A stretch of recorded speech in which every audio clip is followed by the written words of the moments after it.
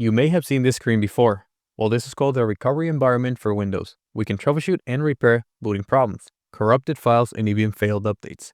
This is considered an offline system. Sometimes files or the boot record might get corrupted, and you might not be able to boot into Windows. Running a few commands might help. You could even revert to an old snapshot.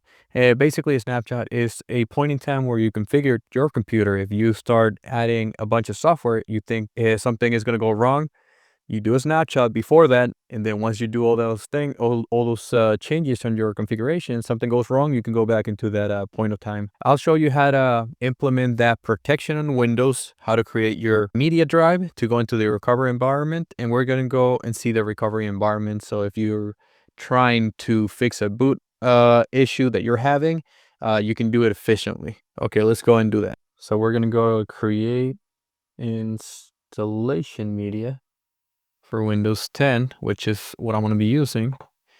And we go here, you choose your operating system, download Windows 10. I would want to create a Windows 10 installation media.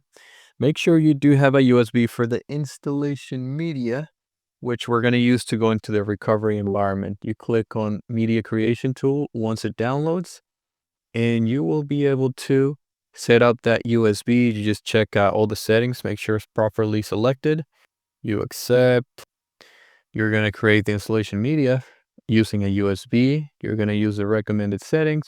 USB flash, it needs to be at least 8 gigabytes. You'll see your USB next, and it'll start creating that installation media with, in my example, Windows 10. If you have Windows 11, choose Windows 11. But I already created mine. Just go through this, through the options and select everything you need. Now we're going to go into our computer, so I show you the protection settings that if you want to have snapshots enabled. Here we are in our system. So if you want to have snapshots enabled, you go to recovery. So basically this first option is create a recovery drive. You can use a USB to create a recovery drive of your system. In the recovery environment, you install your USB, it'll be able to recognize it, and you'll be able to boot, and you have two other options: open system restore and configure system restore. If you want to use system restore, you got to go to configure first, and then you go to configure, and then you got to enable this protection here, and then apply and okay. And then you'll be able to create, like right here, you'll create a, let's say, do first build, like when you first built it.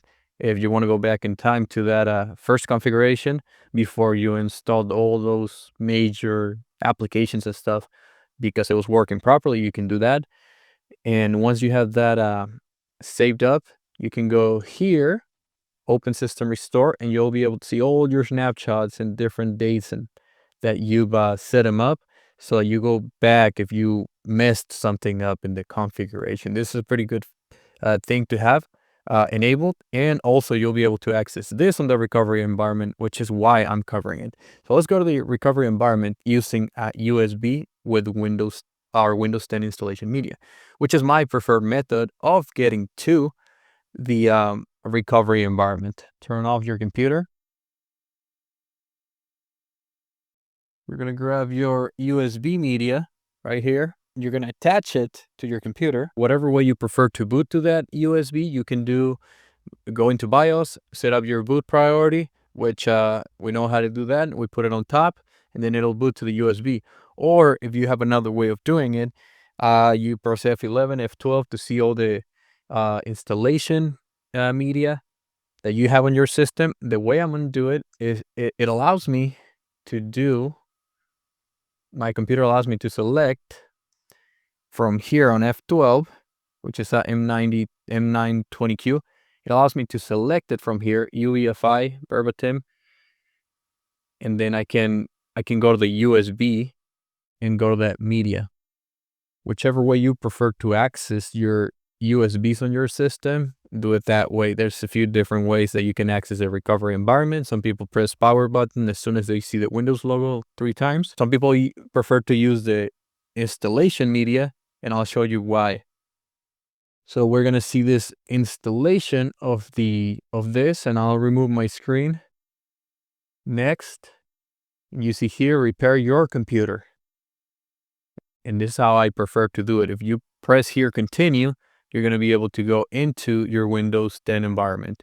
You can turn off your computer, you can use a device, and the thing I like the most is it has a troubleshooting feature here where you can do startup repair, fix problems that keep Windows from working. You can try to do a quick repair. It might find something, it might fix it this way if you have a problem where you can't boot to your Windows environment. So definitely try different options, see which one works for you. But if you're not able to boot, go to this one. It couldn't find anything. It says everything is good, which for my system, everything is working. So that's why if it finds a problem with yours, it will fix it. We have UEFI, which it goes to the BIOS. This is the command prompt, system restore. And this is what I said before. Remember, system restore, you go here, Windows 10, you'll be able to see, you see first build. This is why having it there is good because you can access it from the Windows recovery environment. So definitely enable that protection if you care about your data. System image recovery, you use maybe your USB drive, and the computer will check if it finds anything. So it goes here, you click here, and it'll say, oh, we couldn't find anything because I don't have anything plugged in with the image. But I do have a image recovery drive, which all it would do, it would just make it the same as it was before. So now uninstall updates. If you update it and then had problems, you go to uninstall updates and you uninstall the latest quality updates or feature updates. And you can try both. You can try the first one and the second one. You'll be able to go back and then boot into your Windows, and you might be able to see your computer work better, or maybe boot now because it's not booting before. So with command prompt, we click here. I'm going to be running a series of commands to fix your UEFI if you're having issues. So for example, here we see sources, X sources, but we got to see if we have our Windows. So we can do this as well. Disk part, and then we're going to do list disk. And this is going to help us see which drives we have and recognize which one is the one that has our Windows boot records and all of our stuff. So this is my USB, and the top one is the it's going to be my main C, I guess my C drive, or it can be a different letter, but it's where my Windows environment is living. So let's do list volume so you can see. And we have here my C drive, of course. There you go. You have in this FAT32 partition, this is where the boot record lives. Hidden FAT32, 100 megabytes. This is where my data and other stuff is. So at least we know that drive C is the correct one, and this is a good way of identifying. You can also go to bcdedit. You can see here, look at that, bcdedit, and we're gonna have a path for Windows system winload.ef5. All right, Windows 10. Okay, so if we want to go to our C drive, we go C and then double, colon. And some commands that you can use when you have your computer's not able to boot and you're having problems is I'm going to run a few commands so that you know which ones they are. Bootrec, and then you have fixmbr. You can run that. You can do also bootrec, fixboot, and we have access denied. And when you have that, you can run bootsect base NT60 sys. Successfully updated FAT32. And now you can run that other command, the fixboot, and you can have that completed successfully.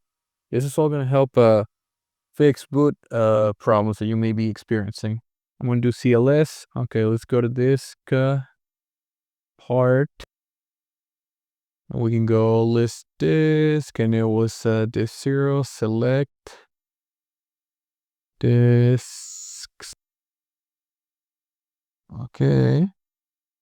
We do list volume, and we can see here, remember I told you FAT32, this one, hidden, is the one that has the boot record stuff.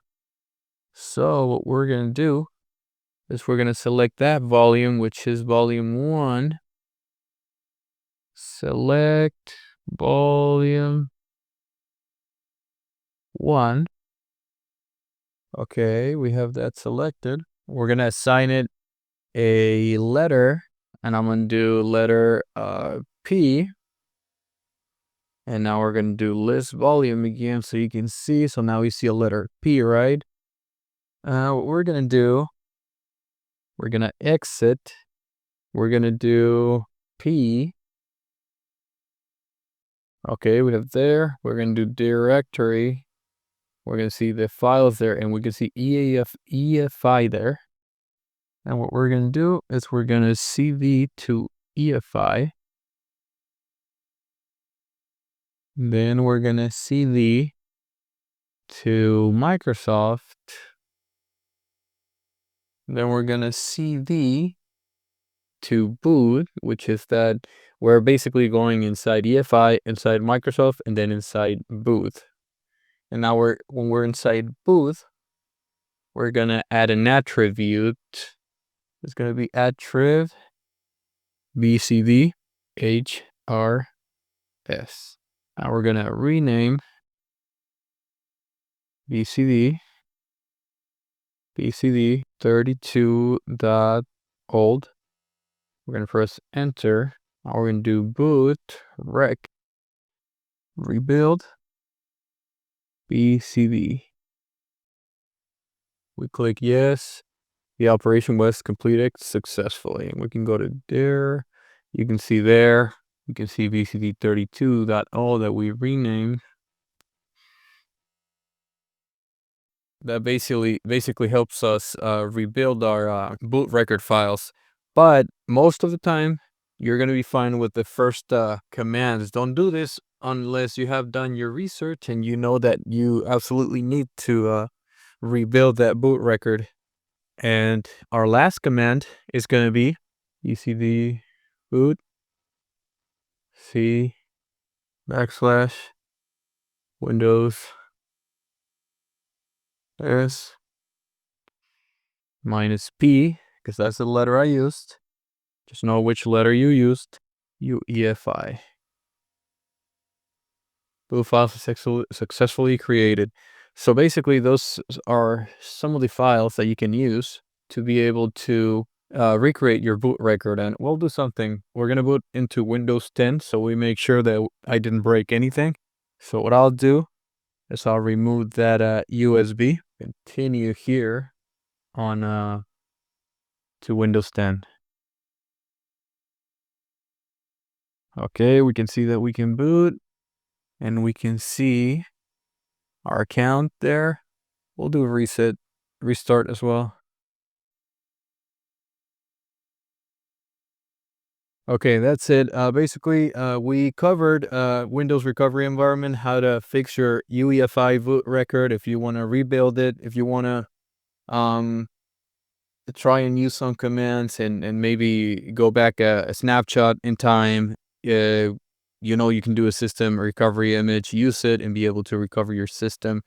These options are going to allow you to not rebuild your entire Windows 10 environment.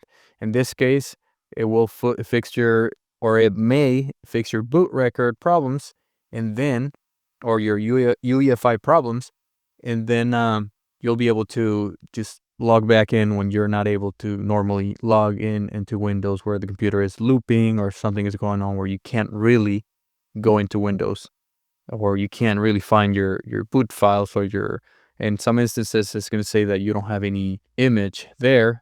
You'll recognize it on another computer, but you won't be able to recognize it on that computer you're in.